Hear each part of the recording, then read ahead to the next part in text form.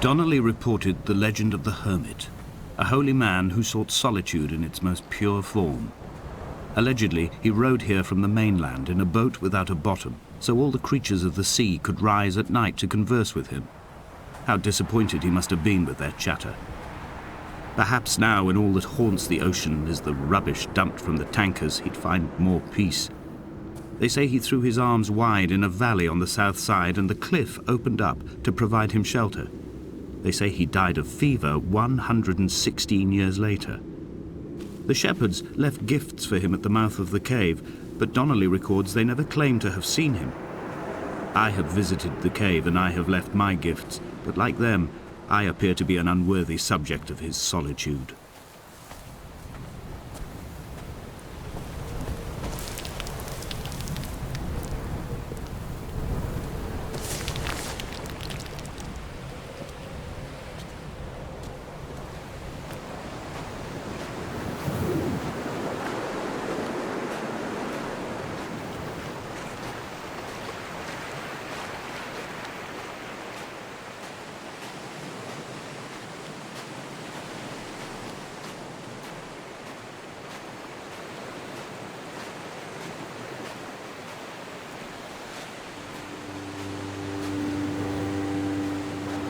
Those islands in the distance, I am sure, are nothing more than relics of another time, sleeping giants, somnambulist gods laid down for a final dreaming. I wash the sand from my lips and grip my wrist ever more tightly. My shaking arms will not support my fading diaries.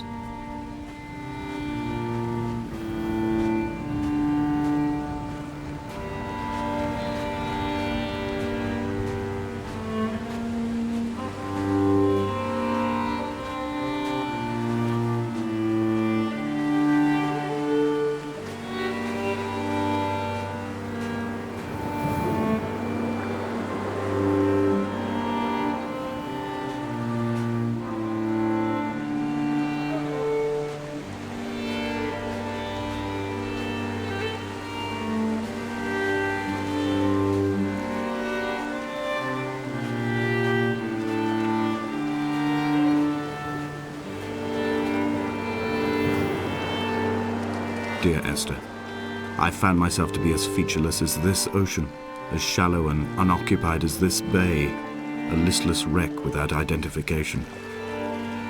My rocks are these bones, and a careful fence to keep the precipice at bay. Shot through me caves, my forehead a mount. This aerial will transmit into me so. All overexposed, the nervous system, where Donnelly's boots and yours and mine still trample. I will carry a torch for you. I will leave it at the foot of my headstone. You will need it for the tunnels that carry me under.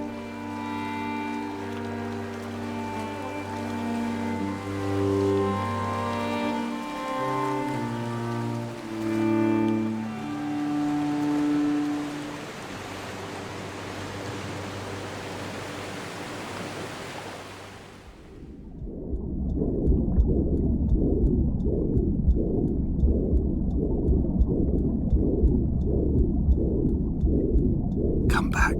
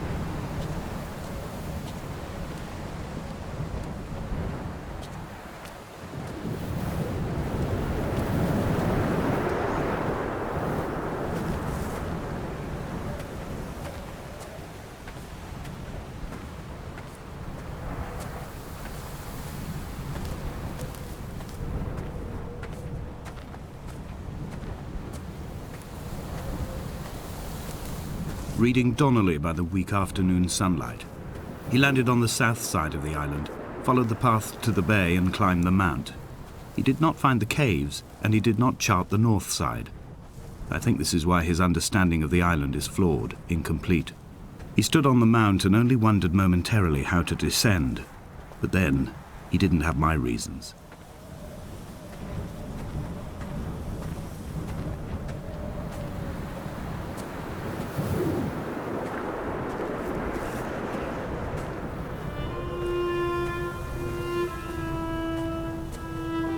When someone had died or was dying, or was so ill they gave up what little hope they could sacrifice, they cut parallel lines into the cliff, exposing the white chalk beneath. You could see them from the mainland or the fishing boats, and know to send aid or impose a cordon of protection, and wait a generation until whatever pestilence stalked the cliff paths died along with its hosts. My lines are just for this: to keep any would-be rescuers at bay. The infection is not simply of the flesh.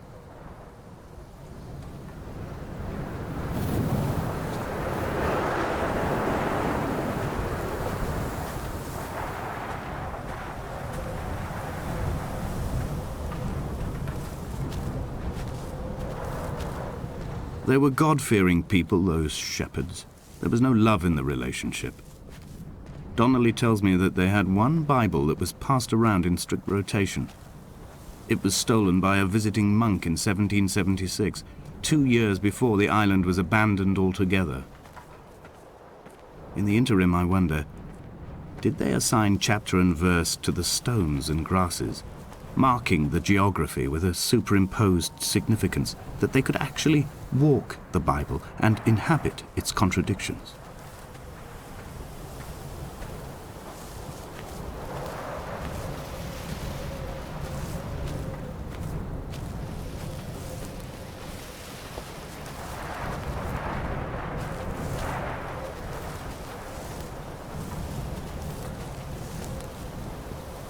Dear Esther, I met Paul. I made my own little pilgrimage.